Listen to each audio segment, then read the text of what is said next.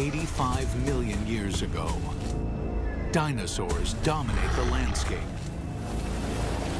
What land there is, for most of the planet is covered by water.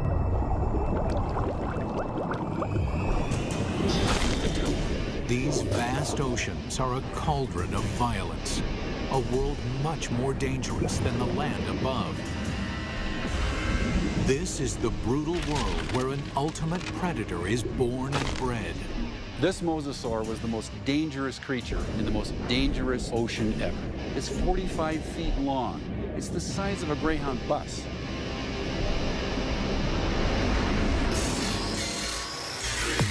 Now a monster is resurrected inside a laboratory,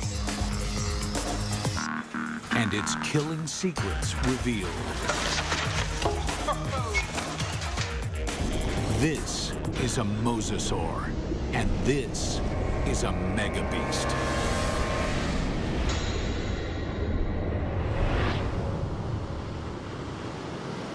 This is mosasaur country. At least it was.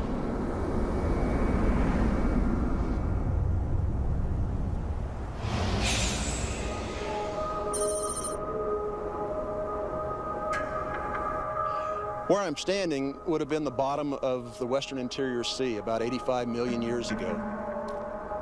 Mike Everhart is one of the world's leading experts on mosasaurs. The horizon would have been ocean for as far as you could see. The seaway stretched for hundreds of miles from where we're standing. At this time, the climate is warmer, so there are no polar ice caps. Sea levels rise until well over 80% of the planet is covered with ocean. The center of North America was covered with water from Nevada to Missouri, from the Gulf of Mexico on up past the Arctic Circle. The floor of this ocean, known today as the Kansas Chalk, was created by billions and billions of nanofossils, the shells of tiny plankton that drifted down and were deposited on the seabed. What we're looking at here is literally hundreds of thousands of years of deposition on the sea bottom of the Western Interior Sea. What we see back here is roughly an inch per 700 years to build up that much chalk. So there's untold billions of these animals there. And entombed in this chalk are giant fossils of mosasaur. In the late 1830s, the bones of the beast are first uncovered in North America. This is where the mystery of the mosasaur begins, because nobody can say just what this creature is. It is a question that first arises when a massive skull is found near the Meuse River in Holland. The first guy who looked at it thought it was part of a fossil whale. It was also thought to be the jaws of a crocodile, a giant lizard, and one person even suggested it was a dragon slain by a medieval knight. A French paleontologist described it as a mosasaur, meaning Meuse River reptile. Eventually, the American bones are matched up with the earlier fossil find in Europe and correctly identified as a mosasaur. Over the next 80 years, as scientists begin the serious hunt for dinosaur fossils, a pattern emerges. In every corner of the globe, they find mosasaur bones. This points to one conclusion. No other predator has ever dominated the planet like the mosasaur. This guy weighed 8 tons. It could easily swallow a full-grown human male whole, just like a tater tot.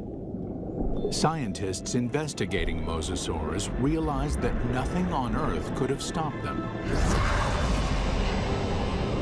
It took a cosmic catastrophe to end their reign.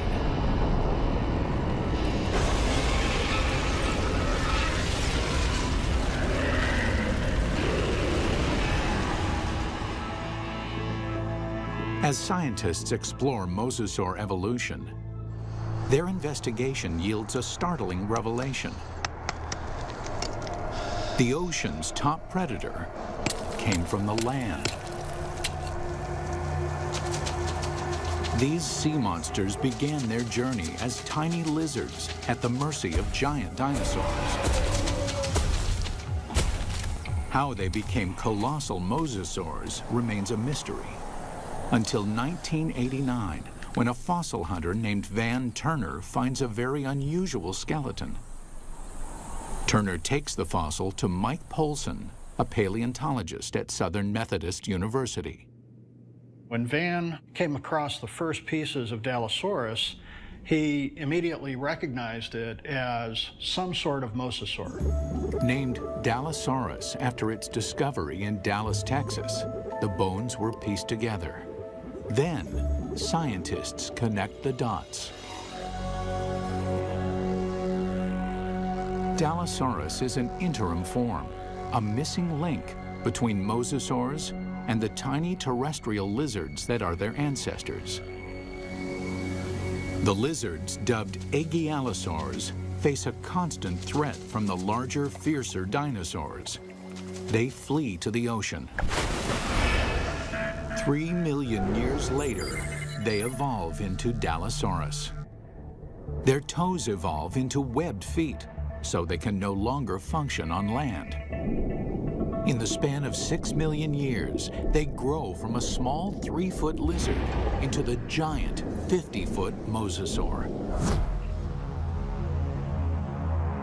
The mosasaur's development demonstrates that even in evolution, timing is everything. Warm temperatures and shallow seas create an abundant food chain in the ocean. This is a perfect environment for animals to take to the water. But these life-giving seas can quickly turn deadly, even for mosasaurs. The competition is everywhere. Everything in the oceans then would have looked very strange to us today. All the fish seemed to have been armed with mouthfuls of teeth. It seemed like everything in that ocean was a predator and just built for killing things. Like Zephactinus, a bony fish that is armed with a mouth full of long, needle-like teeth. The plesiosaurs are marine reptiles and top predators for over 100 million years. They come in 2 lethal varieties. One deals death through speed and agility. The other is a behemoth, so mammoth, nothing dares challenge it. And of course, there are the sharks. These predators were around 100 million years before dinosaurs had ever roamed the earth. This is a tooth from a large shark that lived during this time, during the age of mosasaurs swam in this ocean. It's from a shark called Cretoxorana mantelli, the Ginsu shark. And I called it that specifically because it's sliced and diced. The Ginsu is a giant shark. Reaching a length of 25 feet, it dwarfs any modern great white. This shark was literally able to bite through bone. We know that because we find pieces of mosasaur that have literally been severed from the bodies, swallowed, partially digested, and then regurgitated again. To survive, mosasaur had to change its land-based behavior, tearing out a place for itself at the very top of the food chain. But what allowed this creature to evolve into such a relentless killer? It's all in the bite. You'd probably be in shock after a bite like this.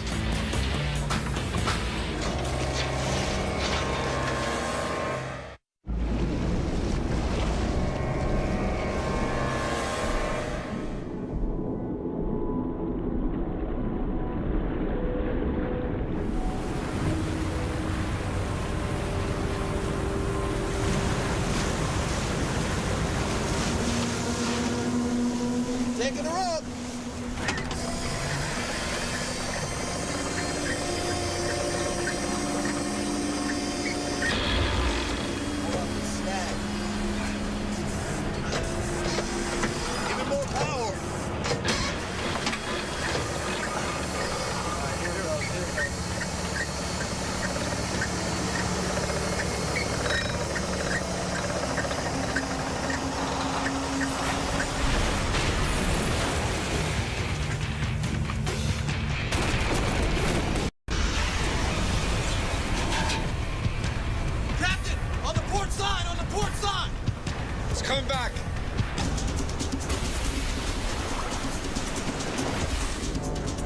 We humans got lucky. We managed to miss out on the mosasaur.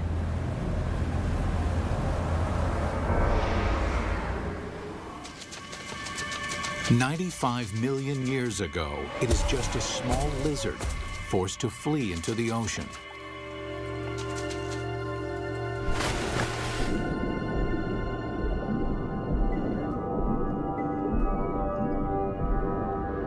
Within 6 million years, it grows into one of the most successful predators of all time. But what made the mosasaur such a monster killer? Millions of years of evolution created a perfect formula for the perfect killer. This is how you make an apex predator. First and foremost, breathing. Like whales, mosasaurs can spend long hours submerged in the sea, but they still have to come up for air. And then there's food. Fish are nutritious, but they're fast and slippery. To catch them, mosasaurs must develop the skills of an efficient hunter. Another part of the formula, hearing. In the water, sound location becomes a prime method for hunting. Mosasaurs modify their terrestrial ear into a super amplification system that makes sounds 38 times louder. In his studies of the mosasaur, paleontologist Dr. James Lamb has been able to reconstruct the creature's hearing mechanism. This little piece fits in this pit and moves back and forth. And then this piece fits here, and a small movement in this first piece creates a large movement in this one. So it's a system that's finely tuned for conducting sound through water. Even though sound can lead them to the prey, it's difficult to detect a target if it's in murky water. Here, mosasaur would have the advantage by using the keen sense of smell inherited from its land-based ancestors. A mosasaur like this would have had a tongue that would function exactly like a monitor lizard's tongue. The reason why the tongue is forked is so that the animal can smell in 2 different directions at the same time. This is smelling in stereo. One more addition to our killing formula: sonar. The last piece in the puzzle is this set of nerves that run down the side of the upper jaw and especially are concentrated here in the snout. And it's a system for detecting the pressure wave given off by the prey. Mosasaur uses this pressure wave sonar to hunt, much like modern killer whales use echolocation. All these adaptations mean mosasaur has a good chance of locating dinner, but they still have to catch it. And chasing down fast, elusive prey requires jet-like speed. So how does an 8-ton, 50-foot monster propel itself? This alligator has another piece of our formula: a massive tail. Along with crocodiles, gators have a long, flattened tail shape similar to mosasaurs.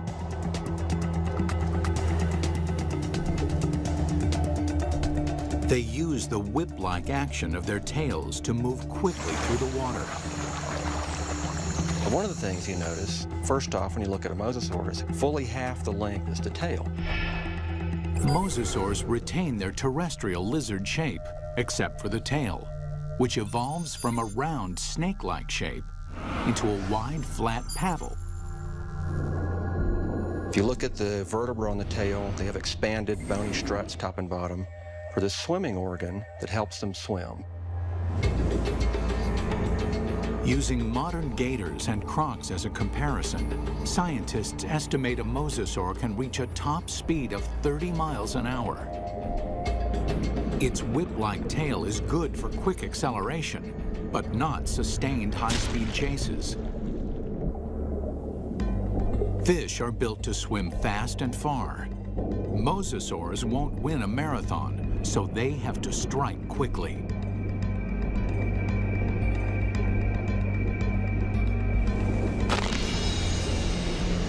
Which means this enormous beast has to somehow hide its 50-foot body and ambush its prey. Imagine that this animal is sitting on the bottom, takes a deep breath, it just waits there for something to swim by, close enough that it can get that sustained burst of speed to go out and catch it. Speed and surprise are two critical elements. But mosasaurs also need agility. That's where the paddles come in. They propel themselves with the tail, they steer with the paddles. These paddles are short and strong, allowing this long lizard to corner on a dime. Like flaps on an airplane wing, the paddles create drag, which makes them turn. For mosasaurs to be successful underwater, there was one land-based trait they absolutely had to jettison: their sensitive inner ear. The inner ear controls a creature's sense of balance. For land-based predators, maintaining balance is critical. If they stumble, their prey escapes.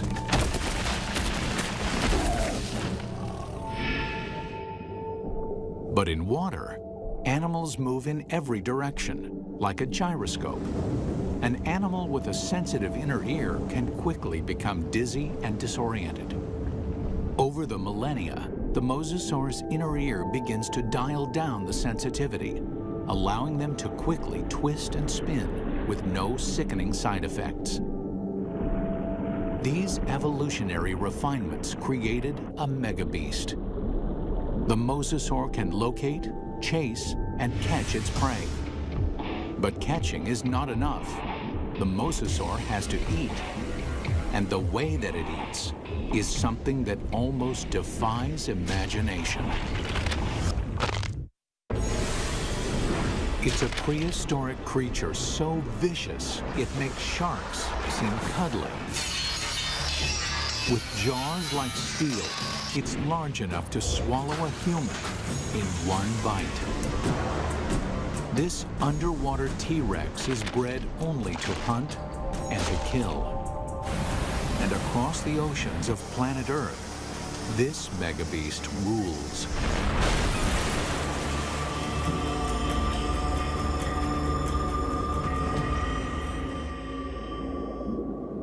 But 95 million years ago, mosasaurs had some serious competition from a familiar denizen of the deep, the shark. Prehistoric sharks, like their modern cousins, are vicious and durable, traveling vast distances, ripping apart any creature that gets in their way. Sharks had been around for over 250 million years when mosasaurs evolved onto the scene.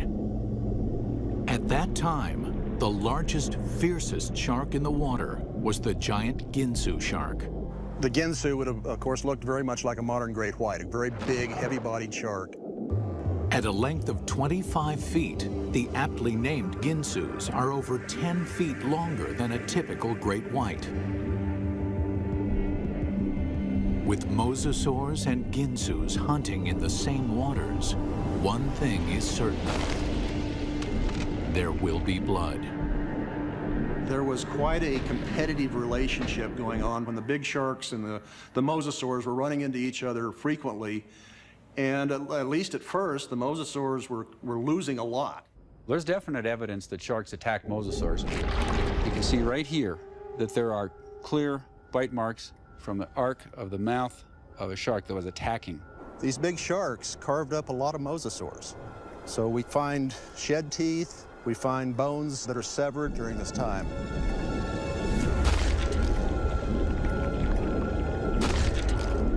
While an adult mosasaur can hold its own against a Ginsu, there are other mosasaurs. Mosasaur couldn't do any of that. So what they've done is to basically make a toothed conveyor belt to help sort of tractor the prey down its throat. You can look at mosasaur fossils, and you can look at modern analogs that have a skull that works in a broadly analogous way. But sometimes building a model tells you something you just can't find out any other way.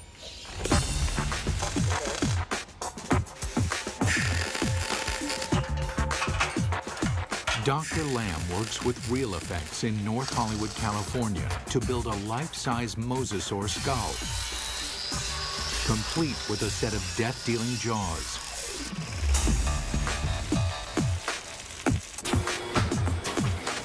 The massive steel jaws are powered by pneumatics instead of muscles and ligaments. Never thought I'd see a steel mosasaur skull, but this is very cool looking. We've got 3 pneumatics. We've got 2 operators to run it, and we've reduced it to 3 basic motions. One set of pneumatics opens and closes the jaws. One set moves it backwards and forwards. And the third set runs the pterygoids in the roof of the mouth. The pterygoids are the terminator teeth. No other ocean predator has them. A second set of teeth running down the roof of the mouth. These are a truly fiendish adaptation. They actually work independently to move the prey backwards in the throat, and also to hold it still, to pin it down as it opens its mouth for the next bite. Now we see how these jaws worked in deadly concert. The bite, the ratcheting jaw, the terminator teeth. Test 1. Find out what the mosasaur's first bite would do to any creature unlucky enough to get on the wrong end of these teeth. Mosasaurs had a really big bite. So we've got a piece of foam that would be about the same size as an 8 or 9 foot long shark, or maybe part of the neck of a long-necked plesiosaur. We're going to put it sideways in this mosasaur model's mouth and just see exactly what would have happened.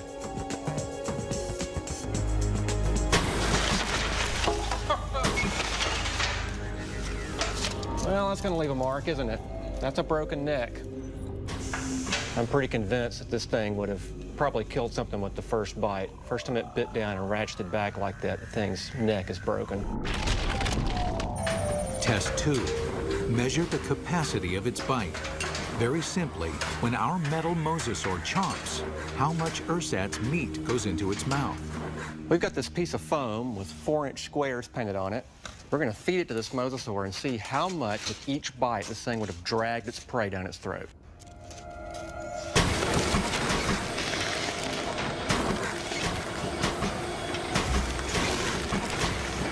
In one bite, our mosasaur easily consumes 4 feet of flesh. That means this mosasaur could eat a 20-foot animal in 5 bites. Or an adult human in a single gulp. It's not just the size of the bite. Inside the mouth, the teeth are virtual meat hooks. Dr. Lamb demonstrates with a hunk of ballistics gel, which is similar in consistency to human flesh. If you put a piece of meat in the mouth, it can't move out because the tips of the teeth grab it like a fish hook. So we're just going to see if we can put this up here on these teeth. You can't come out this way as you're caught on these teeth. The only way you can really go is further into the mouth, which is really not the direction you want to be going. And let's just see what happens here.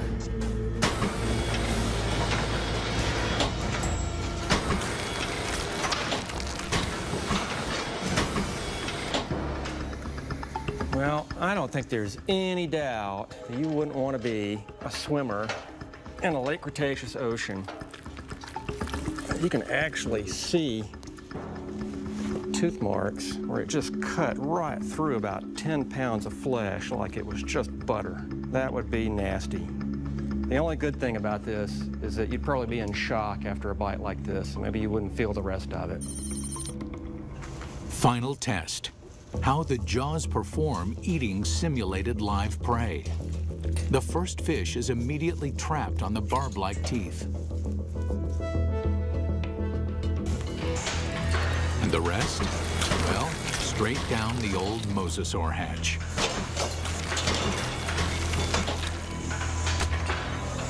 In 20 seconds, our captive mosasaur can eat 500 pounds of fish. Why? It doesn't bother to chew them.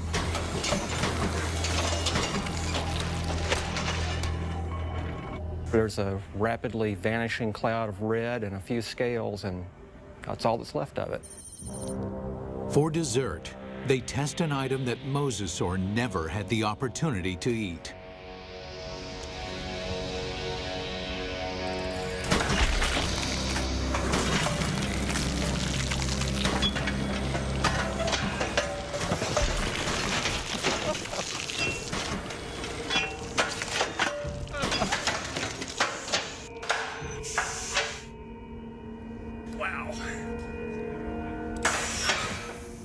Well, I'm not sure what we learned by that, but that was quite satisfying. It's abundantly clear why mosasaur is the ultimate success story of evolution, growing from a 3-foot lizard into an alpha predator. Although this megabeast drove all its enemies into extinction, fossil evidence suggests another enemy took their place.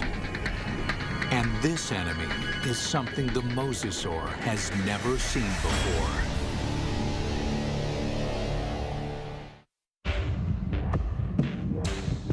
From its humble beginnings as a 3-foot lizard, the mosasaur evolved into the most dominant megabeast the world has ever seen. Nothing in the ocean can kill it, let alone live with it. But the threat may have come from another direction. What we're looking at here is what I would like to call a paleo crime scene. It's a very old cold case file. Scientists studying mosasaur fossils find evidence of attacks on these giant reptiles. There's a healed bite mark here, this raised ridge. There's a second puncture wound here with this lip of reactive healed bone around it. There are 2 marks up here on the top of the skull, and it probably killed the animal fairly quickly. What animal is vicious enough to attack the deadliest creature in the sea? And we can measure the distance between those bites, and we can marry it up with the jaw of another larger mosasaur, and the teeth fit perfectly into those holes. It makes perfect sense. The only thing mosasaur had to fear may have been mosasaur itself. Experts think that mosasaurs engaged in snout wrestling or face biting to establish dominance. We see really analogous behavior in modern saltwater crocs. Almost always the males, and they're defending a breeding or feeding territory.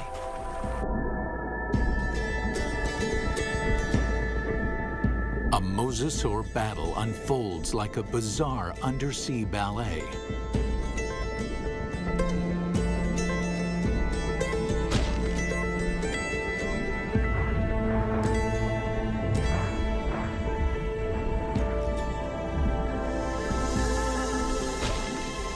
When one establishes dominance, the other gives up and swims away.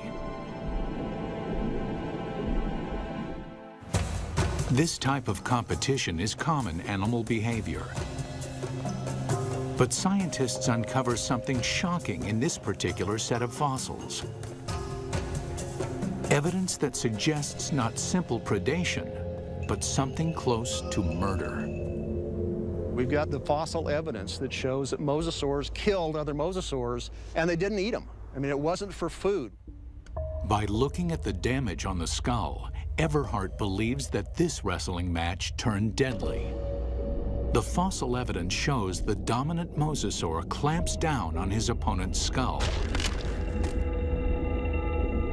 And as the skull of the mosasaur rolled to the side, these teeth pulled out and left these big drag marks across the bone, very deep wounds. Not only is the skull crushed, but evidence suggests the killer then broke the victim's neck. We found the neck laying off like this at a 45-degree angle to the skull, indicating that it's probably broken right up here next to the brain case. Not even great white sharks or saltwater crocs deliberately kill their own kind. They killed, kind of like humans, they killed for other reasons than for food. And mosasaurs were different in that regard. We don't see that in very many other animal groups. Still, scientists believe this gladiator-like behavior would not have caused the mosasaur to go extinct.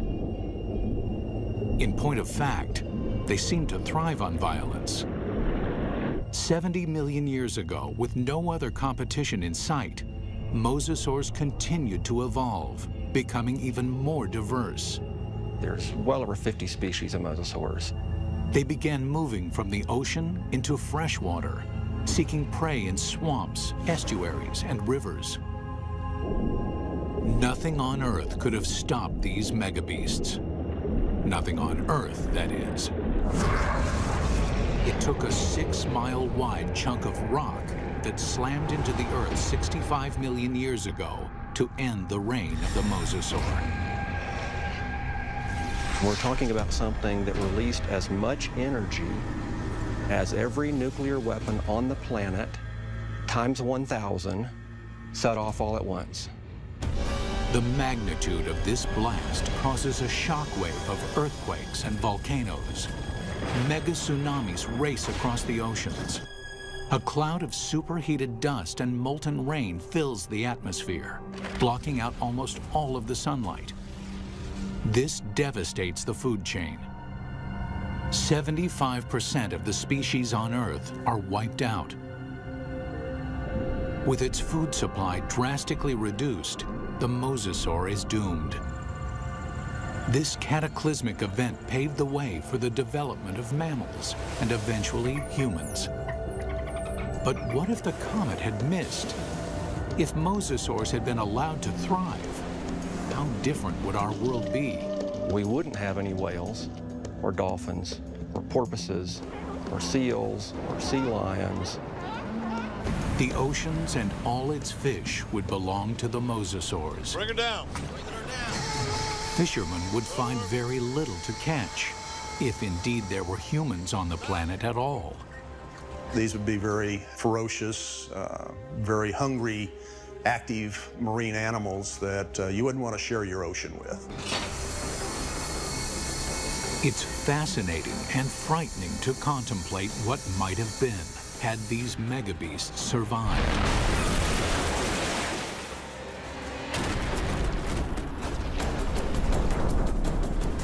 The oceans of the world patrolled by these giant killing machines, 50 feet long, with jaws the size of T-Rex.